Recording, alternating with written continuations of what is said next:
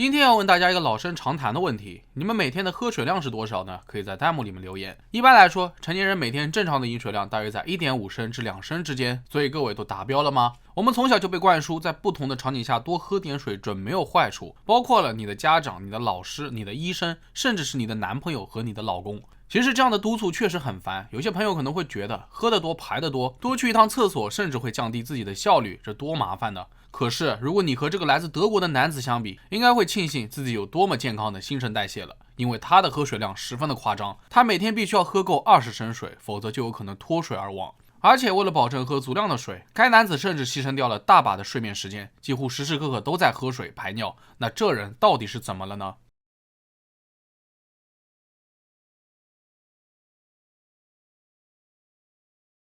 马克·乌本霍特斯是一名来自德国比勒费尔德的建筑师，他对生活非常的苦恼，因为自己几乎没有不口渴的时候，永远都在找水喝、找厕所，严重影响了正常的生活。实际上，马克从出生起就患有肾性尿崩症，也被称为精氨酸加压素抵抗。这种疾病临床上比较少见，而且本身发病率也不高，大概每25万人中只有1人患有这种肾脏疾病。最严重的形式是遗传性的，肾脏无法将体液保留足够长的时间。据统计，受影响的人每天必须要摄入足够量的水，才能勉强保持平衡。我们先简单的来了解一下，肾性尿崩症是指由于肾脏对精氨酸加压素不敏感，或由于肾脏对于精氨酸加压素抵抗，从而引起的尿液浓缩障碍。通常来说，患者会出现极度口渴、频繁排尿、夜间排尿量显著增加等症状。因此，想要保持身体不缺水，患者不得不拼命喝水，因为他们肾脏排出体液的速度几乎与正常人喝水的速度一致。一旦在某个时间段停止饮水，患者就会出现极度脱水、头晕、意识混乱等反应。就好比马克，他曾经尝试过不喝水，但最后只坚持了1个小时左右，因为他发觉自己渐渐的无法集中注意力，失去了方向感，头脑还在发飘，像是要发烧的节奏。其实在马克很小的时候，肾性尿崩症似乎并没有影响到他，他还和其他孩子一样一起玩耍，但渐渐的他开始变得不爱去幼儿园，也不喜欢坐着画画了，因为他发现上厕所的次数要比一般的小朋友多得多，同学们都嘲笑他，而唯一在学校里能够让他引以为傲的就是自己能够用一泡尿在雪地里写完一长串名字。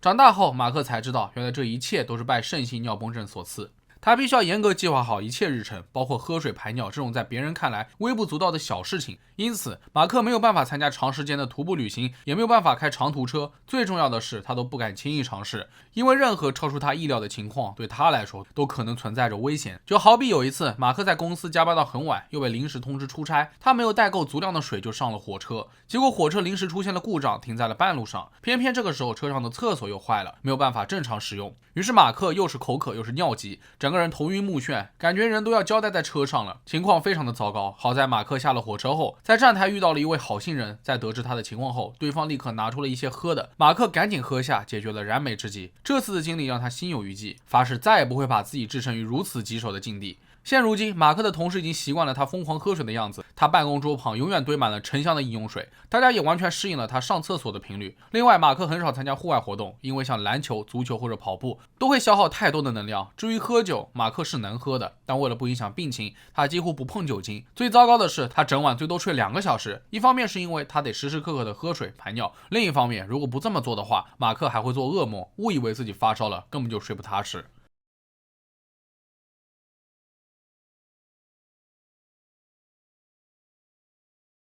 然而，除了马克之外，他母亲也面临着同样的问题，而且他们都很担心，一直这样喝大量的水会不会导致水中毒？这同样也会增加死亡的风险。其实这种担心还真不是多余的，短时间内喝太多的水确实会导致血液当中的钠含量急剧下降，从而威胁到生命。之前讲过的这个极端案例，相信有些小伙伴还记得，在2007年的时候，来自美国加利福尼亚州的女性詹妮弗·斯特兰奇，在一场喝水比赛当中，为了拿下冠军，赢一台游戏机，拼命的喝水，在短短3个小时的功夫，詹妮弗就喝下了7.5升的水。当时她的身体已经很难受了，最后因为眼压高，头疼的厉害，詹妮弗无奈之下只好放弃比赛，位居第2名。然而比赛结束后，詹妮弗第一件事情就是打电话跟公司请假，她感觉自己状态很不好，明天10有8九是去不了公司了。事实证明，她何止是无法工作，在赛后的6个小时，詹妮弗竟然在家中去世。而根据尸检报告显示，詹妮弗的死因正是水中毒。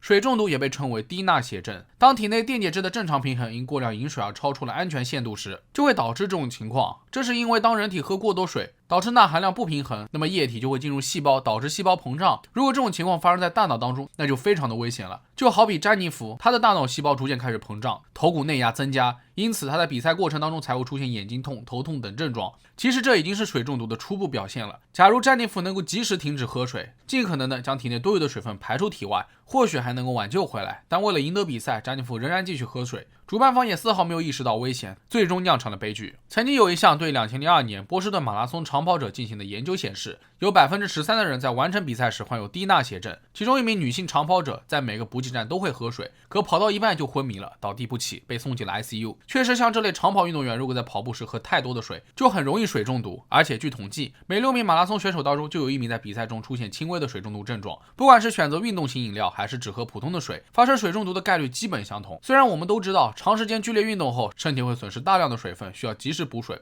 但一下子摄入过量的水，体液内的钠含量急剧降低，就会出现中毒现象。2020年3月11日下午5点左右，11岁的扎卡里·萨宾就按照家长的要求，站在厨房水槽旁边一直喝水，即便是到了晚饭时间，扎卡里也不被允许吃饭。原因如下：由于扎卡里有尿床的问题，最近几周继母发现他的尿液越来越臭，颜色也变深了，便认定扎卡里在学校没有好好的喝水。为了惩罚他，父亲和继母命令扎卡里站在水槽旁，必须要喝完他们要求的水量才能够离开。然而在喝水过程中，扎卡里频繁作呕，还一直抱怨腿疼站不住，这让父亲误以为他是不愿意喝水，想耍花招，于是更加的恼火。9天过后，扎卡里仍然磨蹭在水槽旁，他喊着腿疼，还坐在地上发脾气。父亲非常的愤怒，开始疯狂数落儿子，越骂越凶，还动起脚来踹他，试图命令扎卡里站起来。然而这还不算完，父亲把扎卡里一把抱起，然后猛地放开，导致他摔倒在地上，撞到了脑袋。晚上11点，父亲把扎卡里抱回到了床上，这是他最后一次见到儿子。可此时的扎卡里已经无法说话，一副昏昏欲睡的样子。第二天早上6点15分，扎卡里被发现死在了床上，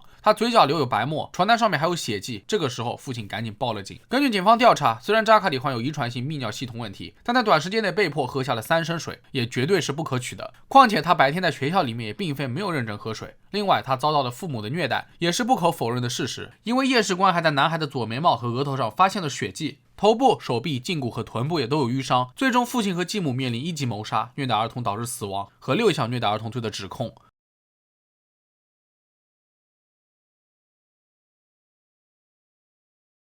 世界卫生组织专家表示，每天喝水超过4升就有可能会中毒，导致大脑功能受损，甚至死亡。最初的症状通常是恶心、呕吐、意识混乱、迷失方向等。如果不及时发现水中毒，便会导致癫痫发作或昏迷，进而危险到生命。专家还指出，预防水中毒的关键就是全天间隔饮水。可是像马克这样的特殊情况，肾性尿崩症患者，他们不喝水同样也会危及到生命，那又该如何是好呢？目前针对这类患者的治疗方案，通常是服用利钠利尿药物，它们能够影响远端肾小管产生的负钠平衡，刺激近端小管对钠的再吸收，使远端肾小管液呈低张性，从而起到治疗疾病的作用。另外，肾性尿崩症患者平时的饮食也要注意低盐低蛋白，只可惜一般来讲，这种疾病是很难治愈的。2017年，马克发起了一项运动，他用个人经历展示了这类患者在日常生活当中的局限性，以此来提高人们对于肾性尿崩症的认识。不仅如此，马克还为其他患者提供了交流沟通的联系点，方便大家彼此来分析重要的信息。其实肾性尿崩症是一种从外在看不出来的毛病，尿频疯狂喝水更不足以让健全者联想到疾病这一回事。但马克意识到世界上还有很多人和自己一样，正在经历这种特殊的挑战，他想为患者朋友做点什么。而现如今，马克能够通过服用利尿剂来改善病情，他也在不遗余力地向外界解释这种少见的遗传性疾病。他希望社会各界都能够了解这种疾病，必要时能够为患者给予理解和帮助。